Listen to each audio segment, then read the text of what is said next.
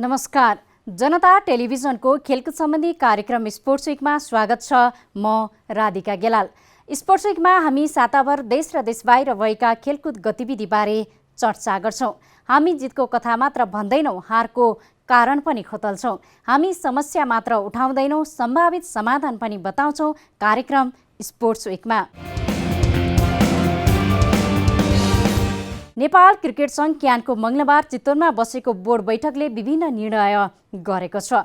क्यानका निर्णयहरू सार्वजनिक हुँदा धेरैको ध्यान भने क्रिकेटरहरूको पारिश्रमिकमा अडिएको छ।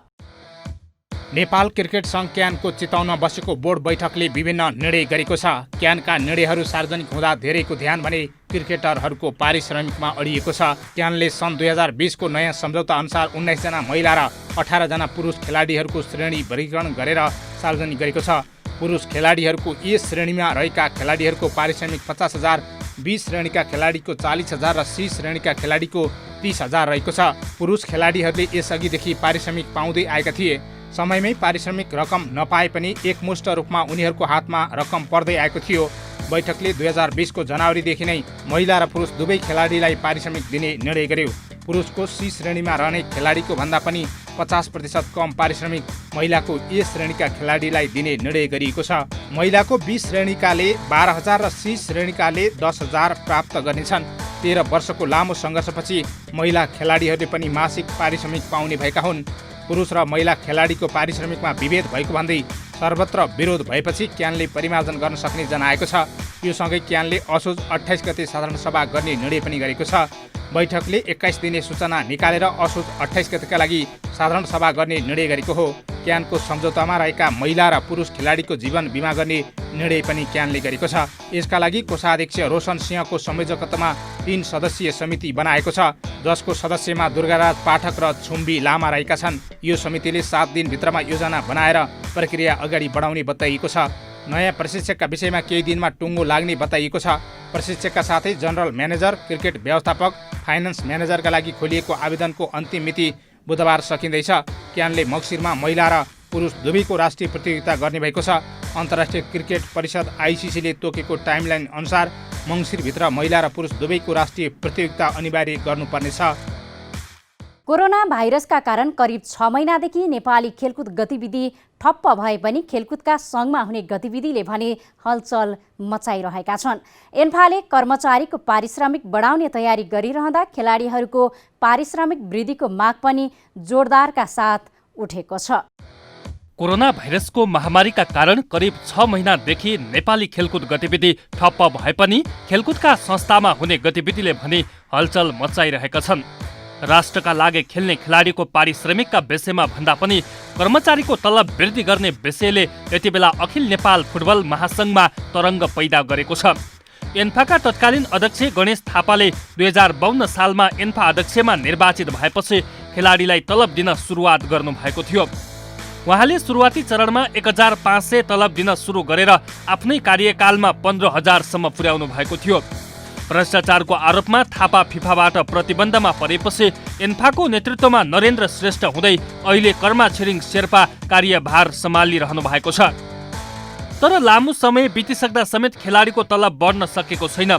अहिले एन्फाले कर्मचारीको तलब वृद्धि गर्ने तयारी गरेको छ। हाल पुरुष खेलाडीले एन्फाबाट मासिक 15,000 र महिला खेलाडीले 7,000 रुपियाँ पारिश्रमिक पाउँदै आएका छन्। भर्खरै मात्र कर्मचारीको नियमावली आएसँगै एन्फाले आफ्ना कर्मचारीको तलब बढाउने तयारी गरिरहेको छ। नियमावली कार्यान्वयनमा नआउँदा कर्मचारीले साउन यताको तलब समेत पाएका छैनन्। केही समय अघि आएको कर्मचारी नियमावलीले विगतमा स्थायी रूपमा रहँदै आएका कर्मचारीले अब करारका आधारमा काम गर्नुपर्ने भएको छ। एसियाली फुटबल महासङ्घ एएएफसीले कर्मचारीलाई बेसिक पारिश्रमिक दिएर राख्नुपर्ने प्रस्ताव अगाडि सारेसँगै एन्फाले समेत आफ्ना कर्मचारीलाई करारमा राख्ने निर्णय गरेको हो। सामान्यतया कर्मचारीसँग एन्फाले 6 महिनादेखि 2 वर्षसम्म सम्झौता गर्नेछ। तर विगत लामो समयदेखि एन्फामा कार्यरत कर्मचारीले उपदान पाउनुपर्ने माग राखेपछि कर्मचारी नियमावली विवादमा आएको थियो। हाल एन्फाका 17 सदस्य निर्वाचित कार्य समिति सदस्य बाहेक अन्य सबै कर्मचारीले सञ्चय कोष सहित तलबमा रहेका छन्। एन्फा कार्य समितिबाट महासचिव, कोषाध्यक्ष र मानार्थ सदस्यले तलब लिने परम्परा छ। हाल कर्मचारीको मात्रै तलब बढ्ने भएपछि खेलाडी समेत आफूहरूको तलब बढाउनु पर्ने माग राख्दै आएका छन्। यस्तै महिला पुरुष तलब बराबर गराउने माग समेत बढ्दै गएको छ। राष्ट्रिय फुटबल टिमका व्यवस्थापक एवं एन्फा केन्द्रीय सदस्य समेत रहनुभएका मधुसूदन उपाध्यायले भने पारिश्रमिक वृद्धिमा खेलाडीहरूलाई पहिलो प्राथमिकतामा राख्नुपर्नेमा जोड दिनुभएको छ।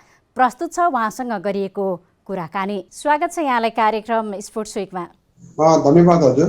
एन्फाले कर्मचारीको तलब बढाउने कुरा गरिरहँदा लामो समयदेखि खेलाडीहरूको पारिश्रमिक बढ्न सकेको छैन होइन? तपाईँ त एन्फाको केन्द्रीय सदस्य समेत रहनुभएको नाताले त्यो हैसियतले तपाईँको प्रतिक्रिया के छ यसमा?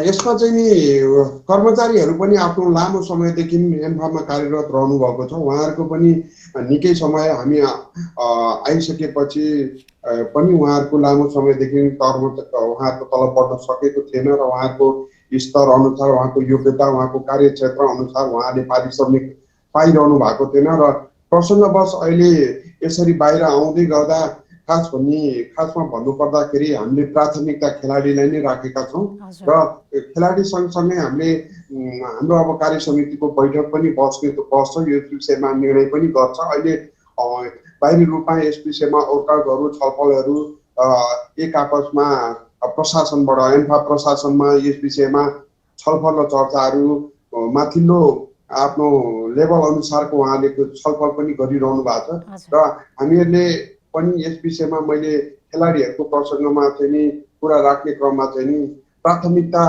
पहिलो चरणमा खेलाडीलाई राखेर र त्यसपछि कर्मचारीहरूको तलब बढ्नुपर्छ भन्ने मैले आफ्नो धारणा राखेको छु।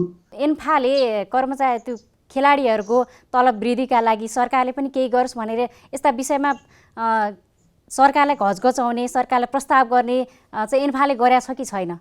होइन, यो त हाम्रो बराबर हुन्छ। हाम्रो मागहरू प्रत्येक प्रतियोगिता अनुसार, हाम्रो टिम अनुसार हामीले अब विभिन्न अवार्डहरू गर्ने कुरादेखि लिएर राष्ट्रिय खेलकुद परिषदसँग बराबर यस विषयमा हाम्रो छलफलहरू भइरहेको हुन्छ र तलबको विषयमा पनि हामीले बराबर कसरी यसलाई संरक्षण गर्नुपर्छ, कसरी चाहिँ नि यसलाई समाहित गरेर चाहिँ नि यो खर्च चाहिँ नि मेन्टेन गर्न सकिन्छ भनेर राष्ट्रिय खेलकुद परिषदमा चाहिँ हाम्रो योजना अनुसारको प्रस्ताव गरे अनुसारको यो विषयवस्तुले पनि प्रवेश भएको छ र छलफल भइरहेकै छ। जस्तो सर, विश्वमा चाहिँ यो पुरुष खेलाडी र महिला खेलाडीको पारिश्रमिक लगभग उस्तै गर्ने परम्परा अगाडि बढिसकेका छ भनौँ न। उनीहरूले त्यो ट्रेनलाई फलो गरिसकेका छन्। नेपालमा भने पुरुषले पाउने र महिलाले पाउने तलबमा धेरै नै विभेद छ कि यो समान काम उस्तै हो, उनीहरूले नि मेहनत उत्तिकै गरेर हुन्छन्, पारिश्रमिकमा किन यति धेरै विभेद हाम्रोमा? आगामी दिनमा के बराबरी गर्ने के छ एन्फाको योजना, एन्फाको तयारी? अहिले अन्य मुलुकहरूको पनि हामीले हेर्दाखेरि, अध्ययन गर्दाखेरि र देख्दाखेरि विभिन्न सञ्चार माध्यमहरूबाट हामीले जानकारी प्राप्त गरिरहेको छौँ। हिजोको दिनमा जसरी सुरुवात गरिएको थियो, एउटा नोमिनल रकमबाट सुरु गरिएको थियो, प्रतियोगिता पनि त्यही हिसाबले महिला र पुरुषको त्यही हिसाबले अगाडि बढिरहेको थियो। अब अहिले एक हिसाबमा महिला र पुरुषको प्रतियोगिताहरू पनि समान हिसाबले, प्यारालली हिसाबले गइरहेको हुनाले अब यो अखिल नेपाल फुटबल सङ्घले पनि महिला र पुरुषको तलबमा त्यसरी विभेदकारी गर्ने उद्देश्य राखेको छैन। अब गर्दाखेरि हामीले गर्नुपर्दा र मैले कार्य समितिमा आफूले बोल्नु पर्दाखेरि चाहिँ नि मेरो माग चाहिँ नि समानै हुनुपर्छ भन्ने रहन्छ। अब सायद यो विषयले प्राथमिकता पाउँछ पनि होला।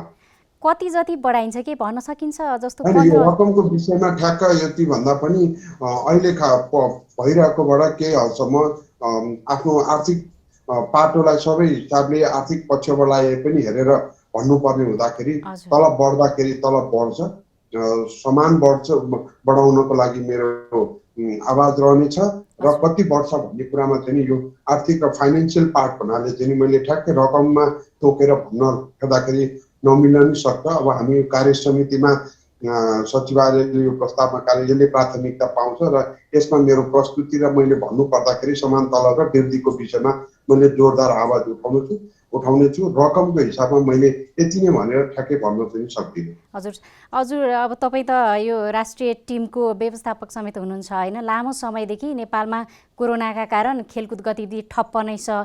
अब कोरोना अहिले नेपाल बिस्तारै खुकुल हुँदै गएको छ, अरू सेक्टरहरू पनि खुल्दै गएको अवस्थामा खेलकुद गतिविधिलाई कहिलेसम्ममा अगाडि बढाउने तयारी के छ, के भइरहेछ इन्फामा?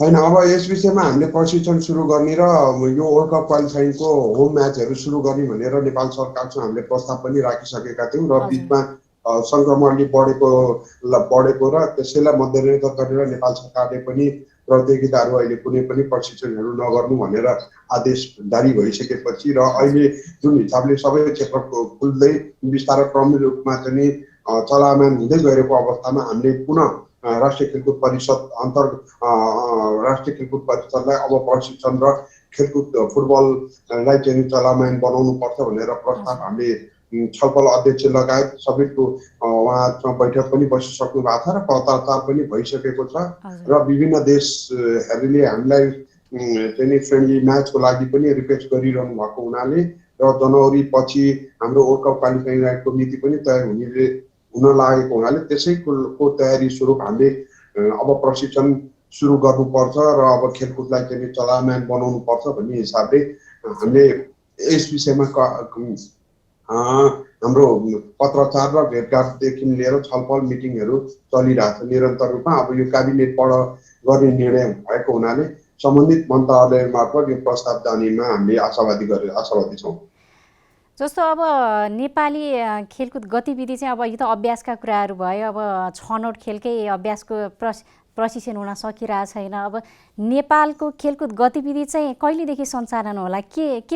अब हामीले त जतिसक्दो चाँडो अब यो प्रशिक्षण लगायत फुटसल पनि अब इन्डोर गेमहरू पनि र सुरक्षित देखेको ठाउँमा बिना दर्शक र बिना उसमा सुरक्षित तवरले र यसै हिसाबले पनि प्रशिक्षणको लागि पनि हामीलाई फिफा एएफसीले एउटा गाइडलाइनहरू तयार गरिसकेको छ र एन्फाले पनि आफ्नो स्रोत साधन अनुसारको फिफा र एएफसीको गाइडलाइन अनुसार मध्यनजर गरेर त्यही हिसाबको हामीले पनि एउटा गाइडलाइन बनाएको छौँ। त्यो गाइडलाइन अनुसार अब प्रशिक्षण जतिसक्दो चाँडो गर्नुपर्छ भन्ने हाम्रो मान्यता हो। हामीले नेपाल सरकारको स्वीकृतिको प्रतीक्षामा रहेको हुनाले अब हामीबाट रोकेको होइन, हामीले प्रशिक्षण गर्न हामी एकदम आतुर छौँ। हाम्रो खेलाडीहरू यत्रो 6 महिनादेखि 7 महिनादेखि घरमा बस्दाखेरि उनीहरूको पर्फर्मेन्सदेखि लिएर सबै घटिसकेको हुनाले यथाशक्य छिटो नगरेको खण्डमा र अन्य खेलकुद अन्य जिल्लामा हुने प्रतियोगिता लगायत मफसलको प्रतियोगिता लगायत अन्य स्थगित भएको बी र सी डिभिजन लिग पनि हामीले सुरु गरेनौँ भने अब खेलकुदको स्तर र हाम्रो जुन पर्फर्मेन्सहरू डाउन हुँदै जाने र खेलाडीहरू पनि एक हिसाबमा हाम्रो पर्फर्मेन्स घट्दै खेलाडीहरू पनि पलायन हुँदै जाने भएको हुनाले खेलकुदलाई चाहिँ जतिसक्दो चाँडो चाहिँ यसलाई सुचारू गर्नु पर्यो भनेर हामीले जोडदारका साथ राष्ट्रिय खेलकुद परिषद र सम्बन्धित खेलकुद मन्त्रालय मन्त्रीसँग पनि हामीले बात गरिरहेका छौँ र पत्राचार गरिरहेका छौँ। हामी नेपाल सरकारको स्वीकृतिको प्रतीक्षामा छौँ। जस्तो यो लामो समय लकडाउन भयो, खेलाडीहरू खेल मैदानभन्दा बाहिर रहे, यस्तो बेला फिटनेसको समस्या सबैभन्दा बढी खेलाडीहरूलाई हुने गर्छ। त्यसलाई चाहिँ कसरी म्यानेजमेन्ट गरिरहनु भएको छ तपाईँले, कसरी व्यवस्थापन? हाम्रो टोलीहरू जुन ट्रेनरहरू हाम्रो कोचहरू चाहिँ हाम्रो जुम मिटिङ मार्फत उहाँहरूसँग भाइहरूसँग सबैसँग सँगै सम्पर्कमा हुन्छ। हामीले बेला बेलामा मिटिङ पनि गर्छौँ। भाइहरूलाई चाहिँ इन्डोर सेसनहरू लकडाउनको पिरियडमा कस्तो खालको सेसन गर्नुपर्छ, कस्तो खालको इन्डोर वर्कआउटहरू गर्नुपर्छ भन्ने कुराहरू हाम्रो टिमले हाम्रो टेक्निकल टिमले प्रोभाइड गरेका छ। उहाँहरूलाई भिडियो क्लिप्सहरू प्रोभाइड गरेका छ। त्यही क्लिप्सको आधारमा उहाँहरूले त्यसैलाई आधार मानेर उहाँले इन्डोर सेसनहरू र आफ्नो घर कम्पाउन्ड हुनेहरूको सम्मको लागि आउटडोरको लागि निश्चित सानो एरियामा सुरु गर्न खालको विभिन्न टाइपको 8-10 वटा चाहिँ यो इन्डोर सेसन कसरी गर्ने यो लकडाउनको पिरियडमा गर्ने भन्ने कुरो उहाँहरू खेलाडी भाइहरूलाई उपलब्ध गराउनु भएको छ। त्यसैलाई हामीले फलो पनि गरिरहेछौँ। भाइहरू त्यसमा बिजी पनि हुनुहुन्छ र यस सँगसँगै आफ्नो घर कम्पाउन्ड अगाडि खुल्ला भएको ठाउँमा पनि कति भाइहरूले चाहिँ प्रशिक्षण अहिले गरिरहनु भएको छ। आफ्नो इन्डिभिजुअल वर्कआउटहरू गरिरहनु भएको छ। जहाँसम्म लाग्छ खेलाडीहरू अहिले फिजिकल्ली रूपमा र मेन्टली हिसाबमा चाहिँ उहाँहरूले बन्द प्रशिक्षणमा बस्न नपाए पनि उहाँहरूले आफ्नो इन्डिभिजुअल हिसाबले चाहिँ एक्सर्साइज गरेर चाहिँ फिट नै रहनु भएको छ भन्ने हामीले बुझेका छौँ। सर, अब आशा गरौँ आगामी एकदम छिट्टै नै खेलाडीहरू खेल मैदान फर्कन सकुन्। हामीलाई समय दिनुभएकोमा यहाँलाई धेरै धेरै धन्यवाद। धन्यवाद हजुरलाई पनि। मेरो आफ्नो यो खेलकुदको बारेमा सानो आफ्नो जिज्ञासा मैले यहाँ तपाईँहरूमा सेयर गर्न पाएँ।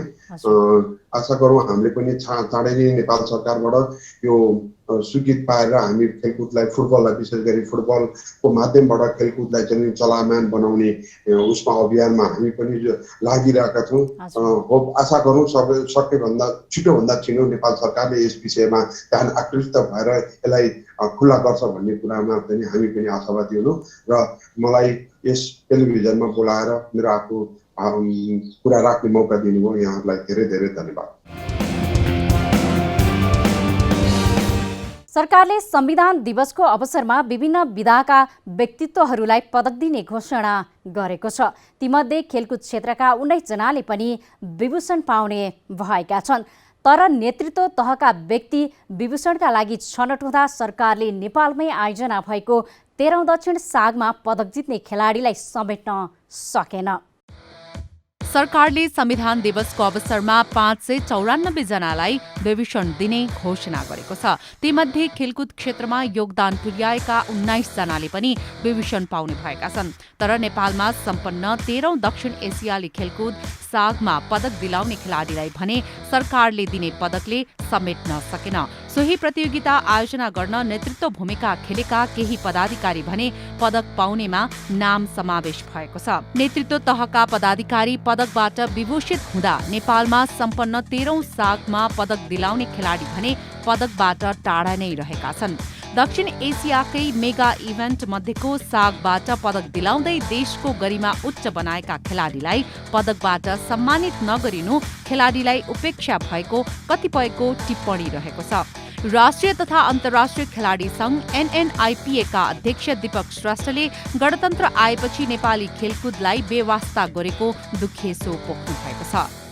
पक्कै पनि अब हामीले मनन गर्दाखेरि हामीलाई चाहिँ उपेक्षा गरिएको हो कि भन्ने खालको भान भयो हैन। किन भन्दाखेरि हिजोको दिन जुन खालको एउटा संविधान दिवसका अवसरमा राष्ट्रपतिबाट जुन खालको एउटा विभूषणबाट विभूषित गरिने जुन खालको घोषणाहरू हुँदै गर्दाखेरि समाजलाई राज्यलाई योगदान दिने व्यक्तिहरू विभिन्न सेक्टरका व्यक्तिहरूलाई गरेको देखियो।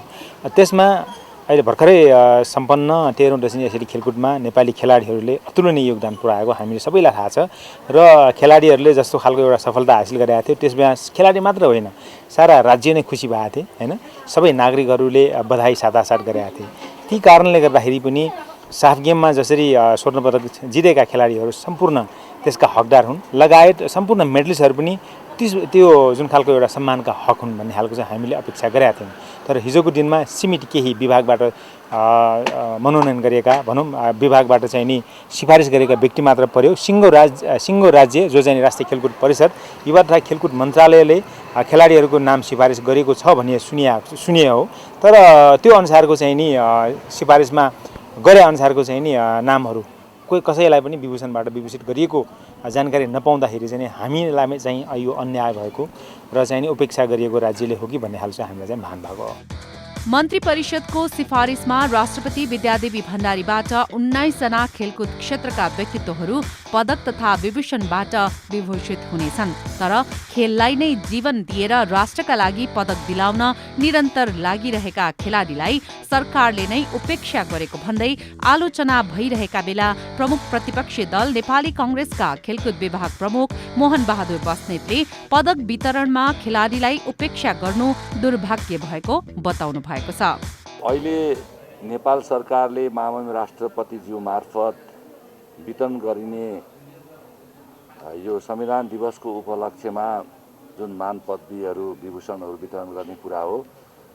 अब यसको लिस्ट हामीले पढ्दाखेरि यो एकदमै पक्षपातपूर्ण तरिकाले विवेकहीनता देखाएको छ यहाँ र यसमा चाहिँ आफ्ना आफन्त नाता गोता पुरानो भाषामा भन्ने हो भने छाते ढुके हुके बैठकेहरूले बढी पाएका छन्।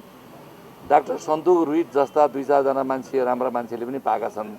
तर अधिकांश पदकहरू गलत तरिकाले वितरण गरिएको आम नेपाली जनतालाई परेको छ। समग्र रूपमा खेलकुद परिषद र खेलकुद मन्त्रालय नेपाल सरकारले गरेको निर्णय खेल क्षेत्रलाई एकदमै उपेक्षा गरियो र यो उपेक्षाले गर्दाखेरि र अरू सामाजिक क्षेत्रमा विशिष्टता हासिल गरेका मान्छेहरू भन्दा पनि नेकपाका नेता कार्यकर्ताको नजिक परेका मान्छेहरूले बढी यो मौका पाएको छ र विगतमा पनि मुलुकको ठुल्ठुलो पद धारण गरेका व्यक्तिहरूका छोरी आफन्त नातागोताले पाएको थियो भने यसपालि पनि त्यसरी पाएको छ र यसले गर्दाखेरि यो मान पदवी यो विभूषण जुन प्रदान गरिन्छ त्यसको चाहिँ एउटा चाहिँ ओजन अथवा त्यसको गरिमा, त्यसको हैसियत, त्यसको औकात यसले गिराएको छ।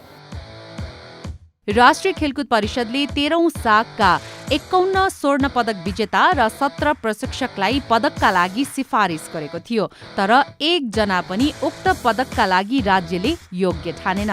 खेलाडीले दिलाएको सोही सफलताका आधारमा राखेप सदस्य सचिव रमेश कुमार सिलवाल भने सुप्रबल जनसेवा श्री तृतीयका लागि योग्य हुनुभयो, तर पदक दिलाउने सबै खेलाडी ओझेलमा परेका छन्। नेपालमै पहिलो पटक कञ्चनपुरमा अत्याधुनिक सुविधासहितको कबड्डी प्रशिक्षण भवन निर्माण भएको छ। व्यवस्थित र सुविधा सम्पन्न कबड्डी हल पाएपछि खेलाडीहरू खुसी भएका छन्। लामो समयदेखि कबड्डी खेलका लागि उचित प्रशिक्षण भवन नहुँदा समस्या भोग्दै आएका खेलाडीहरूले नेपालमै पहिलो पटक कबड्डी प्रशिक्षण भवन पाएका छन्। खेलाडीको समस्यालाई मध्यनजर गर्दै सुदूरपश्चिम प्रदेश सरकारको बजेटमा अत्याधुनिक डिजाइनको कबड्डी प्रशिक्षण भवन कञ्चनपुरमा निर्माण भएको छ। सुदूरपश्चिम सरकारका पूर्व उद्योग, वन, वातावरण तथा पर्यटन राज्य मन्त्री प्रकाश रावलले भवनको उद्घाटन गर्दै खेलकुदको विकासका लागि सरकार सक्रिय हुनुपर्नेमा जोड दिनुभयो। हाम्रो यस क्षेत्रका कबड्डी खेलाडी भाइ बहिनीहरूलाई आफ्नो प्रतिभालाई अन्तर्राष्ट्रिय क्षेत्रमा चिनाउने, एउटा प्रतिभा देखाउने कामलाई यो हलले अवश्य पनि ठुलो सहयोग गर्ने मैले महसुस गरेको छु। विकास भनेको हामी नेपाली र हाम्रो नेपालको नामलाई राष्ट्रिय लेभल, अन्तर्राष्ट्रिय क्षेत्रमा खेलकुद माध्यमबाट चिनाउन नेपाली खेलाडीहरूका साथसाथै हाम्रो यस प्रदेश सँगसँगै कञ्चनपुर जिल्लाको पनि ठुलो योगदान हामीले गरेका छौँ, हाम्रो यस क्षेत्रका खेलाडीहरूले गरेका छन् र त्यो इतिहासले देखाएको छ। अहिले पनि 8औं राष्ट्रिय गेम होस् या 13औं साउथ एसियन गेममा हाम्रो क्षेत्रका खेलाडी भाइ बहिनीहरूले गरेको एउटा प्रतिभा र प्राप्त गरेका मेडलहरूले पनि हामी त्यसको मूल्याङ्कन गर्न सक्छौँ। खुला आकाशमुनि प्रशिक्षण लिएर अन्तर्राष्ट्रिय स्तरमा प्रतिस्पर्धा गर्नुपर्ने बाध्यता हटेकाले कबड्डी खेलप्रेमी समेत उत्साहित भएका छन्। हिजोको दिनमा कबड्डीको क्षेत्रमा हाम्रो धेरै कबड्डी साथीहरूको धेरै दुर्दशा थियो। नाङ्गै खुट्टा माटोमा खेल्नुपर्ने र राष्ट्रिय अन्तर्राष्ट्रिय जगतमा जाँदा मेटमा खेल्नुपर्ने दुर्भाग्य हाम्रो नेपाल कबड्डीभित्रको देखिएको अवस्था थियो। आज हामी गर्व गर्छौँ, आज हामीले कबड्डी प्रशिक्षक हल बनाउन सक्यौँ। प्रदेश सभाबाट सहयोग पाइयो। हामी प्रदेश सभा मन्त्रीज्यूहरूलाई आभार व्यक्त गर्न चाहन्छौँ। हिजोको दिनको कबड्डी र आजको कबड्डीमा अन्तर स्वतः नै देखिन्छ। एउटा इन्डोरभित्र अब मेटमा खेल्ने साथीहरू र एउटा माटोमा खेल्ने साथीहरूको पीडा त बुझिएकै हामीहरूलाई नै हुन्छ। राष्ट्रिय जगतमा त अन्तर्राष्ट्रिय जगतमा हामीले पहिचान दिइराखेको अवस्था थियो। अब हामी राष्ट्रिय जगतमा पनि अन्तर्राष्ट्रिय जगतमा पनि अझ योभन्दा उज्जवल कबड्डीको भविष्यलाई कोरेर अगाडि बढ्नेछौँ भन्ने आशा राखेका छौँ। व्यवस्थित कबड्डी प्रशिक्षण भवन नहुँदा समस्या भोगेका खेलाडीले आगामी दिनमा मेहनतका साथ खेलप्रति समर्पित हुने जनाएका छन्। अगाडिको हामीलाई भवन नभन्दाखेरिको अगाडिको हामीलाई बहुत गाह्रो थियो।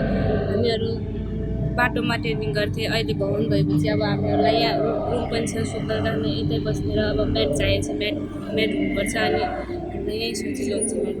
एकदमै सफल हुन्छु किनभने पहिला चाहिँ हामीहरूलाई ट्रेनिङ गर्नलाई चाहिँ कोडहरू चाहिँ माटोमा खेल्नु पर्थ्यो, धेरै चोटपटक इन्जुरीहरू हुन्थ्यो हामीहरू होइन। अब चाहिँ हामीहरूले म्याटको व्यवस्था पाइरहेछौँ अनि खाने बस्ने व्यवस्थाहरू नि यतै गरिरहेछौँ। हामीहरूलाई गुरुहरू नि राम्रो चाहियो अनि एउटा गुरु छँदैछन् अनि एउटा केटाहरूलाई एउटा केटीहरूलाई हेर्ने गुरुहरू चाहिँ चाहियो हामीहरूलाई। म्याटहरू चाहिँ छ हामीहरूको त्यो धेरै मात्रामा छ, हामीहरूसँग सबै व्यवस्थाहरू गरिसकेका छौँ गुरुले होइन। अब हामीहरूको हातमा हो त्यो त, अब हामीहरूले जति मेहनत गर्यो त्यति नै सफलता पाउँछौँ हामीहरूले होइन। कबड्डी प्रशिक्षण भवनको उद्घाटनका क्रममा 13औं साग खेलमा महत्त्वपूर्ण योगदान दिएवापत विभिन्न विधाका प्रशिक्षकलाई सम्मान गरिएको थियो। प्रदेश सरकारको 1 करोड 12 लाख लागतमा भवन निर्माण भएको हो। अब अन्तर्राष्ट्रिय जगतमा भएका खेलकुद गतिविधिको चर्चा। बार्सिलोना लुइस सुआरेजलाई एथलेटिको मड्रिडमा बेच्न सहमत भएको छ। लगातार खराब प्रदर्शन गरेको बार्सिलोनाले आफ्ना फरवार्डलाई एथलेटिको मड्रिडमा पठाउन लागेको हो। बार्सिलोना लुइस सुआरेजलाई एथलेटिको मड्रिडमा बेच्न सहमत बनेको छ। बार्सिलोनाले ला लिगा प्रतिद्वन्दी क्लब एथलेटिको मड्रिडमा आफ्ना फरवार्डलाई जान दिन सहमत भएको हो। सुआरेज आफै पनि बार्सिलोनामा बस्न चाहँदैनन् र क्याटलान क्लब समेत उनलाई निशुल्क अन्य क्लबमा जान नदिने पक्षमा देखिएको छ। यद्यपि केही शीर्ष क्लबमा जान नपाउने शर्त बार्सिलोनाले राखेको थियो। पासपोर्टका कारण उनी युभेन्टसमा जान नपाएका हुन्। सोही कारण उनी एथलेटिको मड्रिडमा जान आफ्नो तलब घटाउन समेत सहमत भएका छन्। बार्सिलोनाका अध्यक्ष जोसेफ मारिया बर्टोमेउले सुआरेजको सम्झौतालाई रोकेर राखेका थिए। उनी स्पेनिस प्रतिद्वन्दी क्लबमा उनलाई पठाउन चाहँदैनथे। सुआरेजले आफ्नो गुनासो मिडियामा पोख्ने धम्की दिएपछि बार्सिलोना समेत उनलाई छोड्न सहमत बनेको हो। एथलेटिको मड्रिडले सुआरेजलाई सामान्य मूल्य तिर्नेछ। त्यो रकम कम्तीमा 4 मिलियन युरो भन्दा बढी छैन। सबै मूल्य च्याम्पियन्स लिगमा छनौटमा गरिने प्रदर्शनमा निर्भर हुनेछ। उनले बार्सिलोनाको भन्दा झण्डै आधा रकम एथलेटिकोमा आर्जन गर्नेछन्। बार्सिलोनाबाट सुआरेजले 283 खेलमा 198 गोल गरेका थिए। उनले लियोनल मेस्सी र नेमार पछि बार्सिलोनामा सर्वाधिक गोल गरेका छन्। उनी सन् 2014मा लिभरपुलबाट 74 मिलियन पाउन्डमा ला लिगा क्लबमा जोडिएका थिए। उनले 4 ला लिगा, 4 कोपा डेल रे, च्याम्पियन्स लिग र क्लब विश्वकपको उपाधि जिताउन योगदान गरेका थिए। युवा तथा खेलकुद मन्त्रालयले स्थानीय तहमा निर्माण गरिने खेलकुद पूर्वाधार खेलग्रामका लागि प्रस्ताव पेश गर्न आह्वान गरेको छ। मन्त्रालयले सोमबार एक सूचना जारी गरी स्थानीय तहलाई खेलग्राम निर्माणका लागि प्रस्ताव पेश गर्न आह्वान गरेको हो। युवा तथा खेलकुद मन्त्रालयले स्थानीय तहमा निर्माण गरिने खेलकुद पूर्वाधार खेलग्राम निर्माणका लागि प्रस्ताव पेश गर्न आह्वान गरेको छ। मन्त्रालयले आज एक सूचना जारी गर्दै स्थानीय तहलाई खेलग्राम निर्माणका लागि प्रस्ताव पेश गर्न आह्वान गरेको हो। चालु आर्थिक वर्ष 2077-78 का लागि मन्त्रालयले थप 30 वटा पालिकामा खेलग्राम निर्माणको लागि प्रस्ताव पेश गर्न आह्वान गरेको हो। मन्त्रालयले सूचना प्रकाशित भएको 35 दिनभित्र आवश्यक प्रक्रिया पूरा गरेर मन्त्रालयको खेलकुद पूर्वाधार विकास शाखा वा राष्ट्रिय खेलकुद परिषद त्रिपुरेश्वरमा प्रस्ताव पेश गर्न सकिने जनाएको छ। स्थानीय तहमा खेलकुद पूर्वाधार निर्माण सम्बन्धी कार्यविधि र मन्त्रालयले पठाएको नमुना खेलग्रामको अवधारणा अनुसार प्रस्ताव पेश गर्नुपर्नेछ, जसमा फुटबल मैदान, क्रिकेट मैदान, भलिबल मैदान, covered hall, track and field, walking route, foot rail, swimming pool लगायतका पूर्वाधार समेटिनुपर्नेछ। देशभरका स्थानीय तहमा खेलकुद पूर्वाधार निर्माण गर्ने उद्देश्यले सरकारले एक स्थानीय तहमा एक खेलग्रामको नीति ल्याएको थियो। सरकारले 70% र स्थानीय तहले 30% लगानी व्यवस्थापन गर्ने मोडालिटी सहितको खेलग्रामको अवधारणा अघि सारेको हो। स्थानीय तहको साझेदारीमा मन्त्रालयले गत वर्षबाट 84 वटा पालिकामा खेलग्राम निर्माण सुरु गरिसकेको छ। राष्ट्रिय तथा अन्तर्राष्ट्रिय खेलकुद गतिविधिको अपडेट स्पोर्ट्स विक आजलाई यति नै। नमस्कार।